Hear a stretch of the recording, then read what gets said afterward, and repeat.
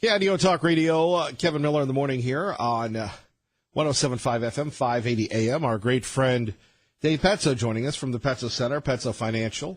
Good to have you with us. It's always good to be here. Always. I don't know if it's good if you're a Facebook guy. Well, that's true. Other than actually, believe it or not, after the Facebook disaster last week, the stock is still up for the year, if you can imagine that. True, but when you lose, what is it, 150, 170 billion? The most ever. That can't be good. People are saying that what Facebook lost is like the total value of a McDonald's or an IBM, and their stock is still strong. It is.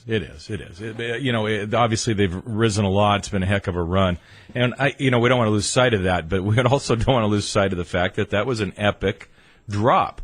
A company that large to lose $150 billion in a day, that's the largest drop in Wall Street history.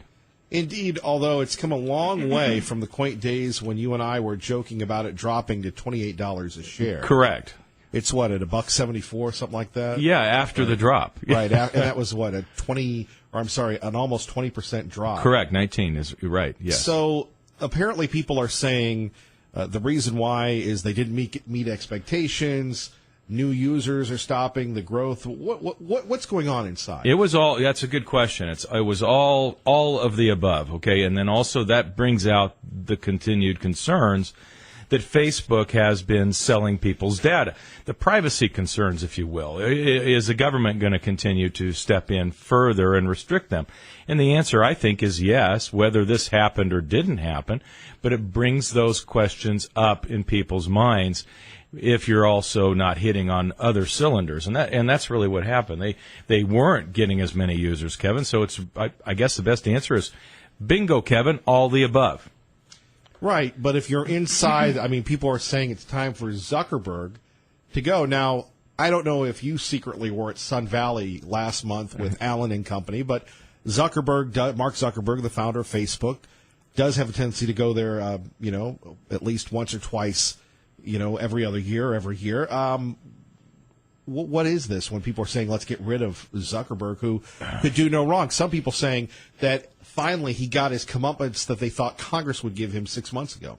I agree with that, actually. I do. I don't have a problem with Zuckerberg other than any company that gets away with consistently getting away with selling your being told by Congress not to stop doing it, and they keep doing it, and then they keep doing it until finally it becomes a practically a global crisis. Remember, he had to go over to Europe as well and apologize to them that they would do better.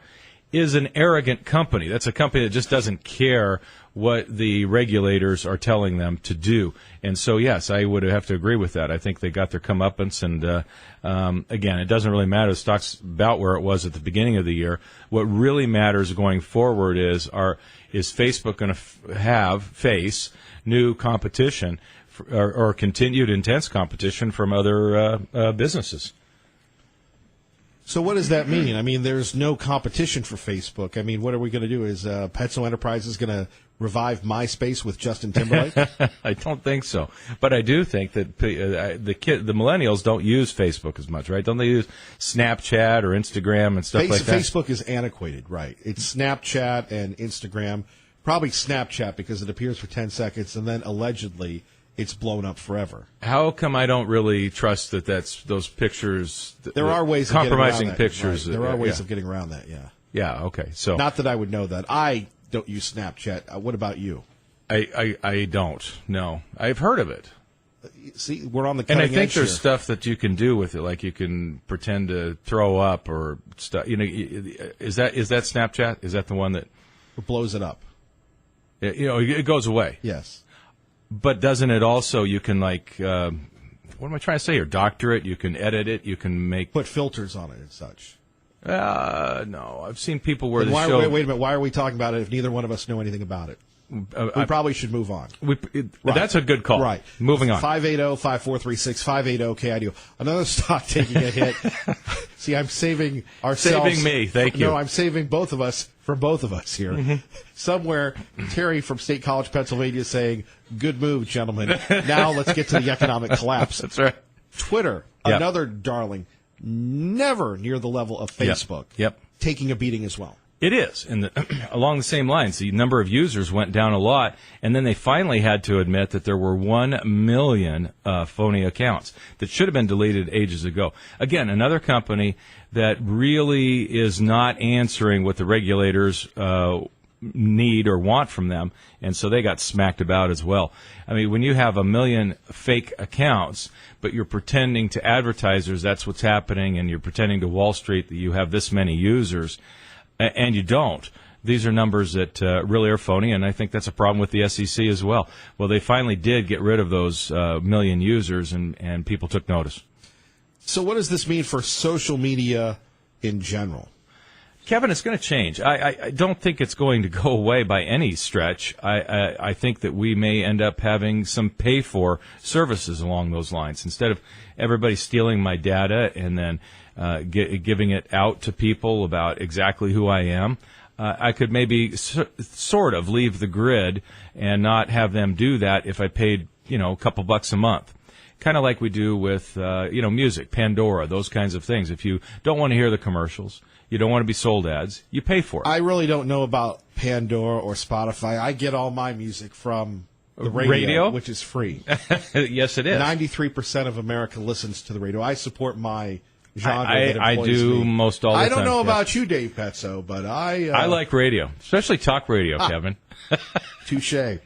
But getting back to this, though, are we seeing perhaps, and again, this is extreme, at 580-543-5436, the end of remember the dot-com bubble. Yep. These social media companies, I mean, still, you lose the total value of McDonald's and IBM, and your stock is still at $174 for one share. Right. That's amazing. It is amazing, and it's been quite a run. And when you think about it, I saw a recent one, and I don't want to misquote the numbers, but I'm very close on this.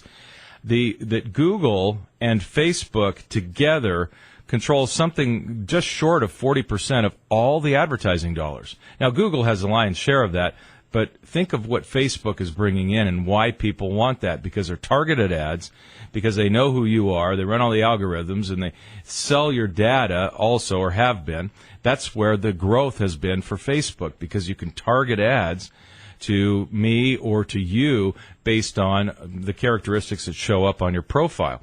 Now, when you take that and you say, look, we're just really beginning to do that and be able to target those ads, that is quite a growth rate for Facebook. And pulling that back is going to change that dynamic a good bit.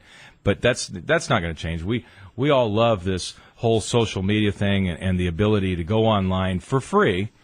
But I do think we might see some different subscription services, something along those lines, that enable us to have a little more privacy. Our great friend Dave Petzo joining us here, KIDO Talk Radio. Other big news of the week, are we in the best of times ever, considering Donald Trump has us at 4.1% GDP? Now, the Obama people will say, well, old Obama had us at 4.9 in 2014. I got to tell you, having been around and with you in 2014, it didn't feel like 4.9. Didn't feel the same at all, did it? No, it did not at all. Kevin, that turned out to be a one-quarter bubble, basically, and then we went down almost to zero. We were barely growing at times during this. Remember, that was the slowest recovery in all of history. Was under Obama. We've never had a recovery, and especially when you consider how severely down we went. You should have seen that coiled spring we talk about, where it just comes soaring back. It didn't.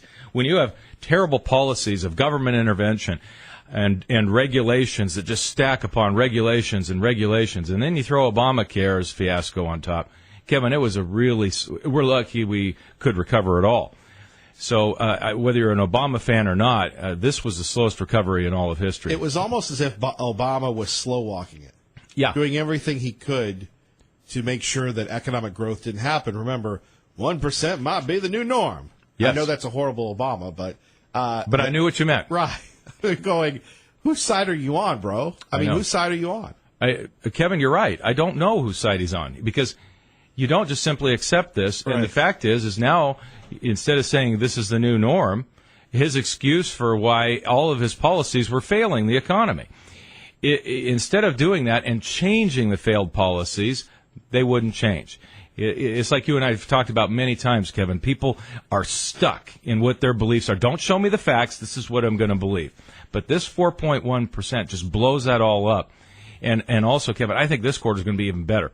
And I know that's quite a statement for a non-economist, but I'll go ahead and be happy to give you some of the reasons why. You're our economist, so whether you're a non-economist or not, you're an economist. I play one in real life. Exactly. There you go. Dave Petzo joining us here, KIDO Talk Radio, 107.5 FM, 580 AM. We had a drive-by caller saying, is it a good time to buy Facebook?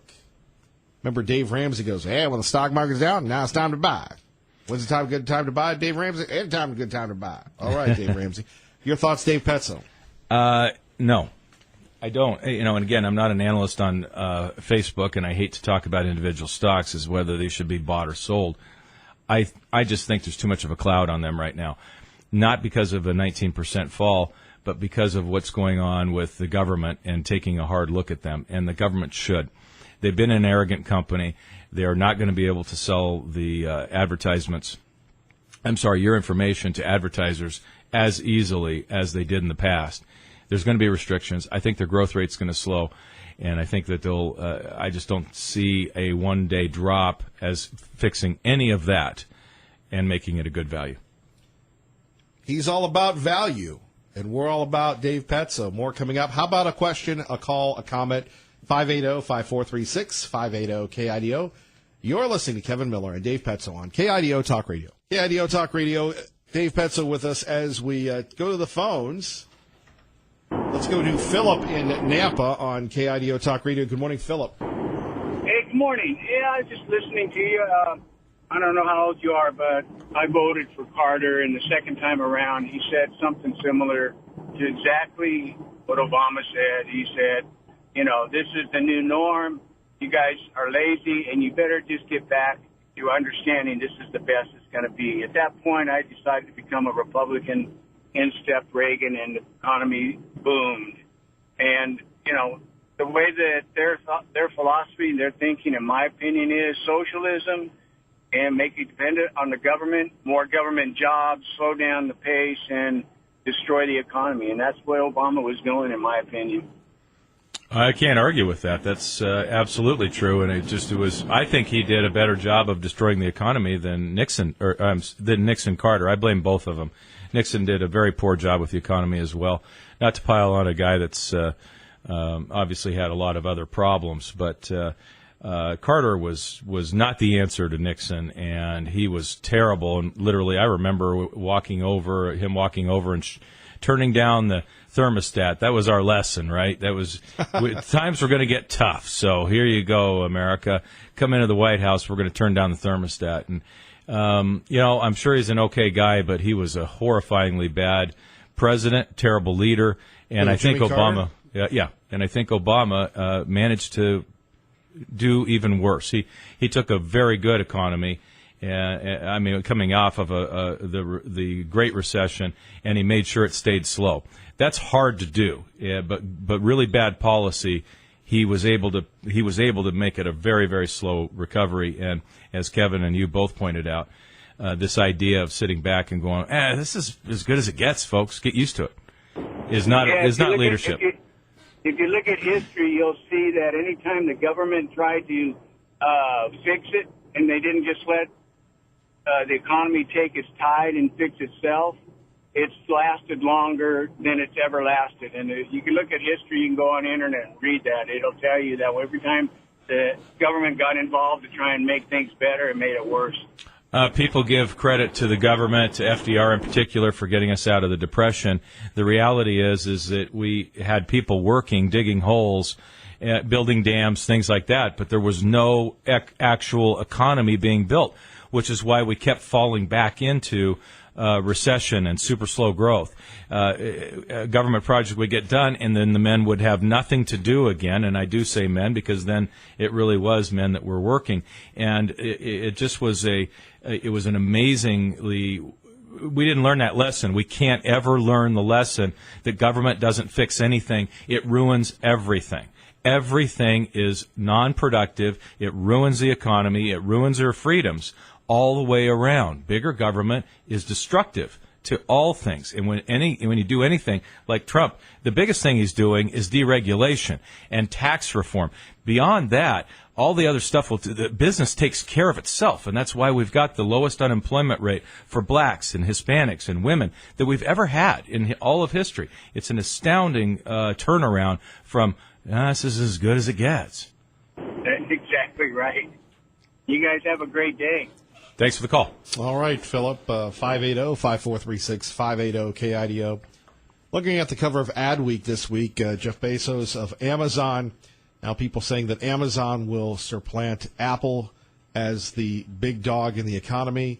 Of course, Amazon just reinvests all their money, right? They don't take dividends. They don't cash out or anything like anybody else. Nope, they're barely showing profits compared to their sales. They pour it all back in.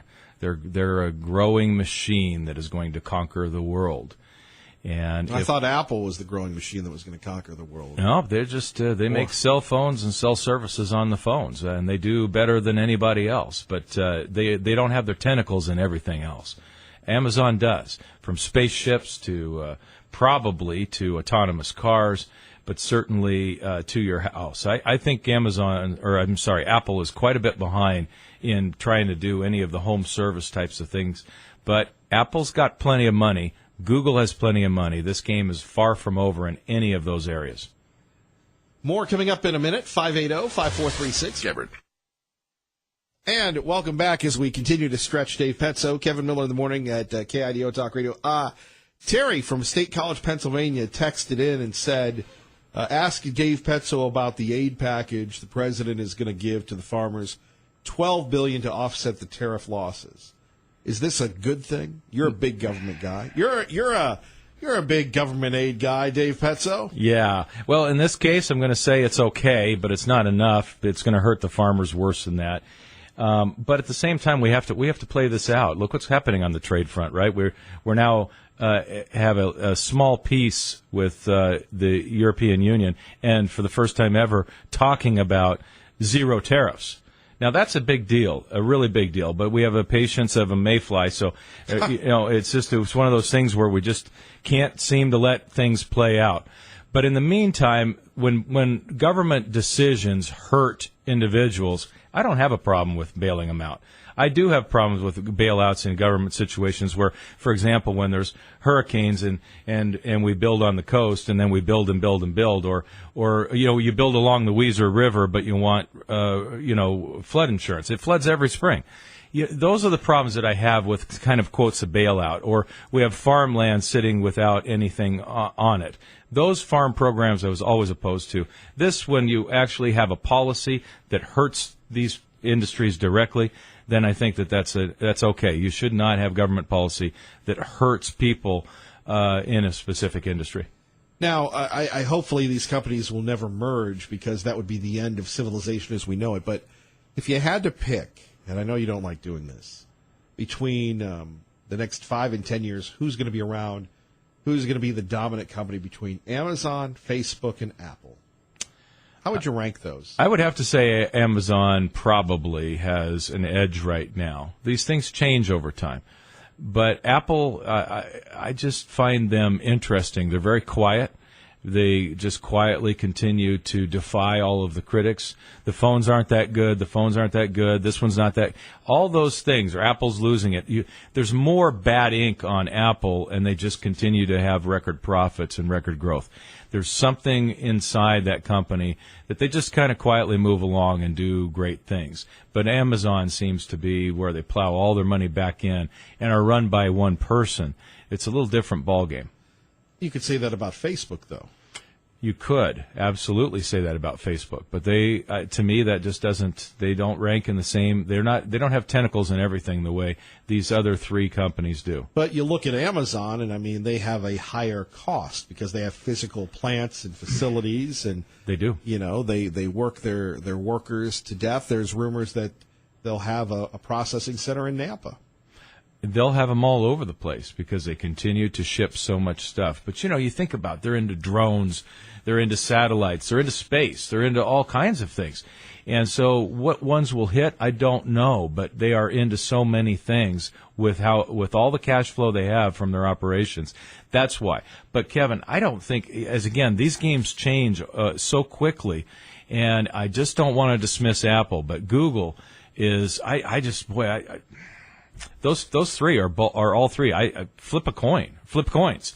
Because Google is amazing as well, and they don't pay dividends either, Kevin, so they just pour all their massive advertising profits back into figuring out the next, oh my gosh, are you kidding me? I didn't know we had to have that. Finally, from Bloomberg, is the Facebook flop a sign of market trouble to come? Good headlines, they're always read that way, and I would say this is one company. Did you pay attention to how Amazon did last week? What about Google? Both rocked it. Both did great. Facebook has singular problems. Profits up may go up 25% this quarter alone for all earnings season. So far, we're on track for that. 25%. When it's good, it's good. It just doesn't sell newspapers or get your eyeballs to read. Hey, it looks like the world is okay. Have a nice day. That is not going to get people to read. Dave Petzo, you'll catch him coming up this Saturday, 8 to 10. You going to be in town? I am in town. All right. I'm in town for the duration. You are? Well, I don't know how long the duration is. I am in town for a while, Kevin. All right, Dave Petzo, we appreciate it. You're listening to Kevin Miller, KIDO Talk Radio. Good morning, Maggie. Good morning, Kevin. Democrat, of course, on the House Financial Services Committee. It is great to speak with you once again. And there's an old truism here that a government shutdown, isn't good for either party. Nobody looks good when one happens. How did you react to what the president tweeted this morning? How real a threat do you think it is we could be facing a government shutdown in the fall? Well, this president is a bully, and he'll try and intimidate all of us. He's not going to shut down anything. As a matter of fact, people will remember that he said he was going to build this wall, and he was going to make Mexico pay for the wall. They said they weren't going to pay for anything. Now he wants the American citizens to pay for this wall. American citizens are not going to pay for this wall. He's not going to shut down the government, and we're not going to be intimidated by his bluffing and his bullying. I want to ask you about the speech he delivered on Friday before he took off for New Jersey. He talked about growth in this country. He went through data point after data point after data point as he sees them, as he processes them, about what they say about the health of the U.S. economy today. How in sync is his perspective? You notice it's funny. These are real-life numbers, and yet you have the guy from MSNBC, how he sees them, like it's an alternate reality that the GDP really is only 1% as opposed to 4.1%, right? Perspective on it with yours. Well, let me just say this. Of course, the economy has improved, and of course, he'd like to take credit for all of that. But in the final analysis, when this country understands and feels what has been done with the tax scam and what that's going to do for our deficit in this country, it's going to be reversed. And there we have it, Maxine Waters talking about a government shutdown. So that's where we are at 580-5436, 580-KIDO. I think about this, and I wonder, another government shutdown, are they ever going to listen to us? Are they ever going to get the message? It's kind of like a dysfunctional work environment, dysfunctional family, where the lunacy becomes the norm, right? And then you have people that work for the government, that are dependent on the government, that have paid into the government, that have to worry about their finances. It's a crazy world we live in today. Your thoughts on Maxine Waters at 580-5436, 580-KIDO. Now, another thing that I want to talk to you about is the whole concept of putting America first, right? The whole concept of putting America first. And this is something that we're not hearing when we're talking about bringing people in from all over the country and paying for the kids and the children and all those sorts of things. We're not hearing, what about the Americans that are on Social Security? What about the Americans that are in the military? What about the Americans that are getting aid, food stamps, women and children, widows, people that are disabled. Now, as much as we would like to, and for me personally, I would love to be able to figuratively buy the world a Coke to take care of the problems of the world, right? But if you can't afford to do that at 580-5436, don't you have to take care of your own people first? That's what we're talking about here. And another government shutdown, and it seems to be, it is, whether it's Bush, Obama, Clinton, Bush, now Trump, a government shutdown, a continuing resolution. When are they ever going to learn? Maybe they have learned because we're all so busy hanging out and having a good time because they've got us working again and again and again to make this happen. You know, to pay the bills. If you're worried about paying the bills and everything else, well, then my goodness gracious, you don't have time to worry about your government, right? If you missed it over the weekend, it was not a good weekend for Rudy Giuliani with our own Chris Wallace. By the way, Fox News Sunday, your home for Fox News on the radio is 107.5 FM, 580 AM. Michael Cohen, Mr. Trump's former lawyer, his former fixer. Here's what you said about Cohen a couple of months ago and the possibility that he might talk to Special Counsel Robert Mueller. I expect that he is going to cooperate with him. I don't think they'll be happy with it because he doesn't have any incriminating evidence about the president or himself. The man is an honest, honorable lawyer. Honest, honorable lawyer, but now you say Cohen is, quote, your words, a pathological liar, right. Pathological lawyer, a Freudian slip, a pathological liar who's been lying for years. So what happened? Well, here's what happened. I mean, I found out, as everyone else did, that he was surreptitiously recording his clients, which is a disbarable offense. Obviously, I knew that. I would never have said he was a reputable lawyer. I just said he was a scoundrel. I found out he not only taped lawyers, but he totally intended to deceive because he had a conversation with one of your colleagues, Chris Cuomo, in which he made a big show of putting his phone in a drawer, Cuomo's phone in a drawer, and said, we'll be off the record, no recording. He then proceeded to record 2 hours of that conversation. Makes him a total liar. I didn't know that. And now I've listened, unfortunately, or fortunately from my client's point of view, to many, many hours of tapes. And the man is a pathological manipulator, liar. I didn't know that. I didn't know him well, but I knew nothing bad about Michael Cohen until all of this started to happen in the last couple of weeks. Mayor, how angry is President Trump about being betrayed by a man that he worked so closely with? And what does it mean, this talk now that their joint defense agreement is over? What's the practical effect of that? Well, first of all, the president feels disappointed. I think the anger is over. We've assured him in a very strange way. This is a very good development for us because we do have all these tapes, and these tapes are completely demonstrate the president did nothing wrong. Cohen is on record over and over again stating his position. It'd be hard for him to contradict that now. And he's done so many despicable things, his credibility is not an issue. The joint defense agreement is in effect over because he's making it clear that he's going to try to hurt the president. We can't give him information, and he obviously isn't going to give us information. There we have it, Rudy Giuliani on Fox News Sunday right here exclusively on KIDO Talk Radio, 580-5436, 580-KIDO. Few things to discuss. You've got the president, you've got the leftists not giving him the credit, and then the possibility of a government shutdown. And you have the folks in Congress saying, just business as usual. Cindy in Caldwell on KIDO Talk Radio with Kevin Miller. Good morning, Cindy. Yes, good morning, Kevin. No, I didn't listen to any of the pundits over the weekend, but was so blessed to be able to go on my own date and, speak with the National Guard at our fair. And I'm just a shout out to all of you out there that are protecting us. I'm glad they enjoyed the kettle corn brought over and fresh lemonade. So, I will not let, and that is taking every thought captive.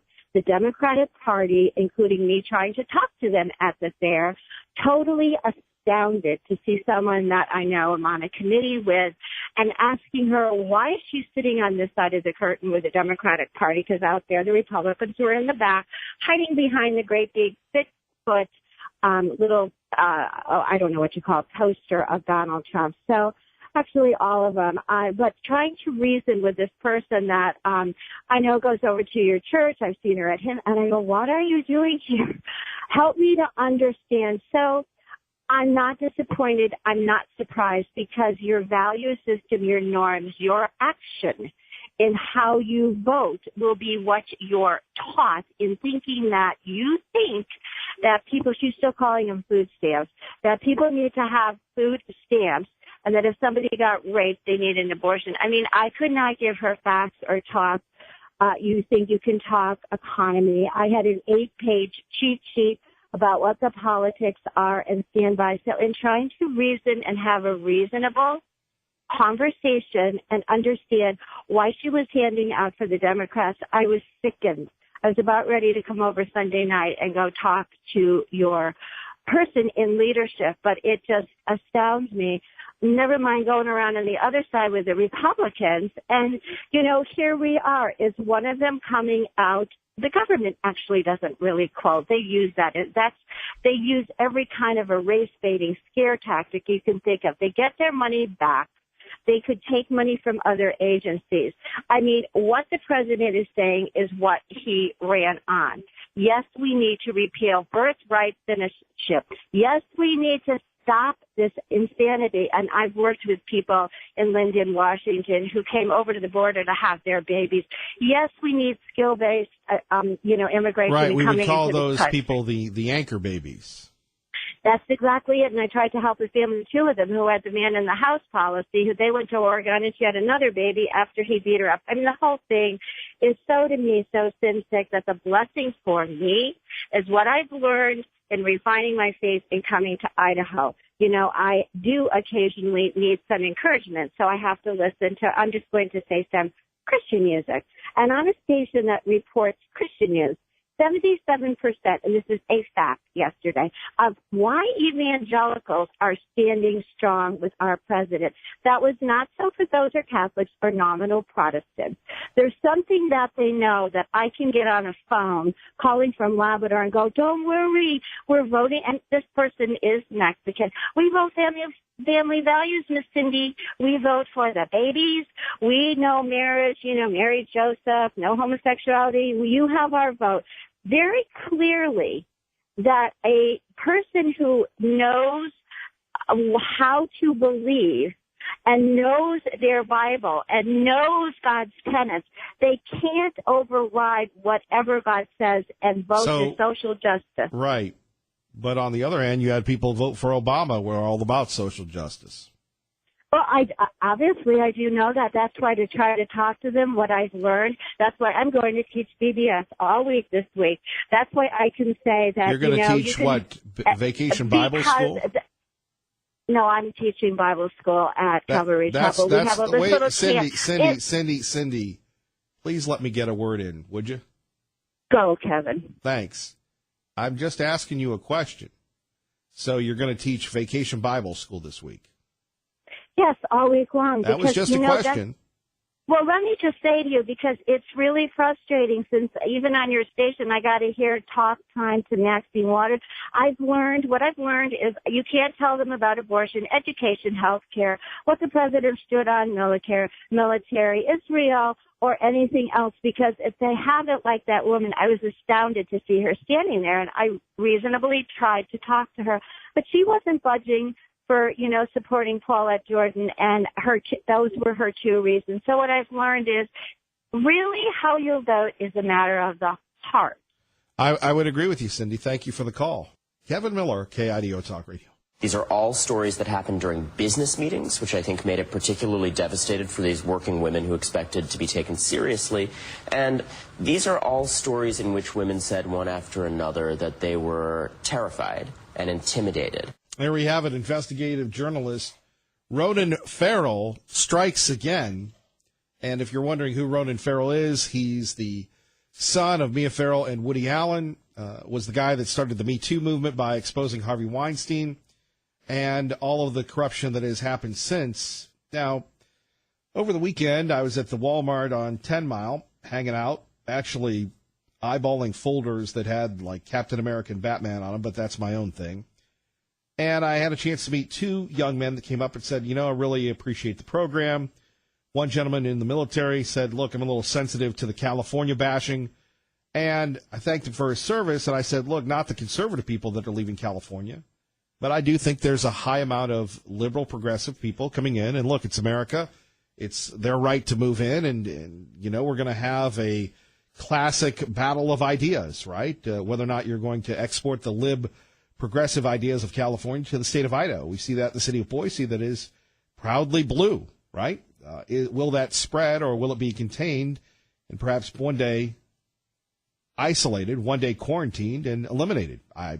Again, that's the beauty of living in a great state that has conservative, freedom-focused values.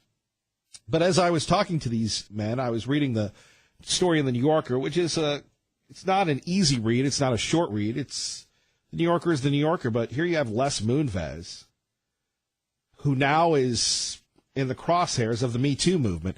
Les Moonves is one of the most powerful men in media. Now, why does that matter to us? We did hear from dozens and dozens of current and former employees that they had seen a culture of harassment and retaliation. Right. Les Moonves runs CBS. He's had a good run. In fact, he's been one of the staunch advocates of the Me Too movement. But there's a lot of hypocrisy with Les Moonves and CBS for that matter. They also said that they were speaking out because they were afraid there was a broader culture of impunity across this company, which is something we heard from dozens of people. Right. So again, people are innocent until proven guilty, but Les Moonves is in trouble. And I'll tell you why that's important next. First, traffic and weather together. Channel 7's Every Gebert. And Kevin Miller in the morning here. Phone numbers 580-436, 580-KIDO. And this is why it is important about the situation involving Les Moonves. I remember when CBS still owned radio properties, when I was, working for them, and we had the whole Obamagate situation. You can always Google Kevin Miller Obama to find out what I'm talking about. And one of my managers there said, well, Les Moonves now knows who you are, and the people that fired I mishandled my situation. And Les Moonves, again, one of these men that is accused of preying on women. He was married for a long time, then fell in love with one of the young ladies on television, pretty obscure, Julie Chen, and now she's the face of the network. It's easy when you eventually marry the boss and I think have a child with the boss. I guess that's a true unique meritocracy at CBS.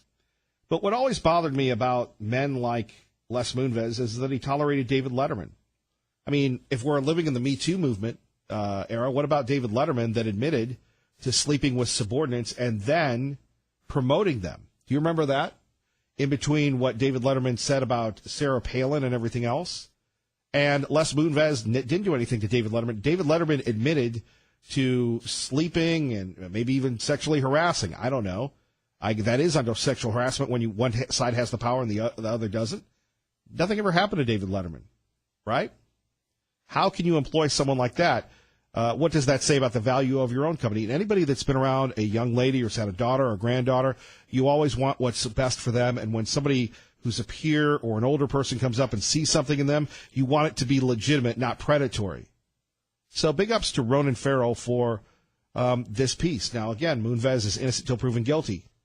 One thing I'd like to see is a salute to the good men, the good dads that stay with their families, that understand responsibility, the guardians, the stepfathers, the grandfathers, the uncles, the people that do this thanklessly day in and day out. They're the people that deserve the recognition. And if these allegations are Les Moonves true, he deserves to lose his job, right? Me Too cannot be hypocritical. There has to be zero tolerance and reward the people that keep the faith, right? Kevin Miller.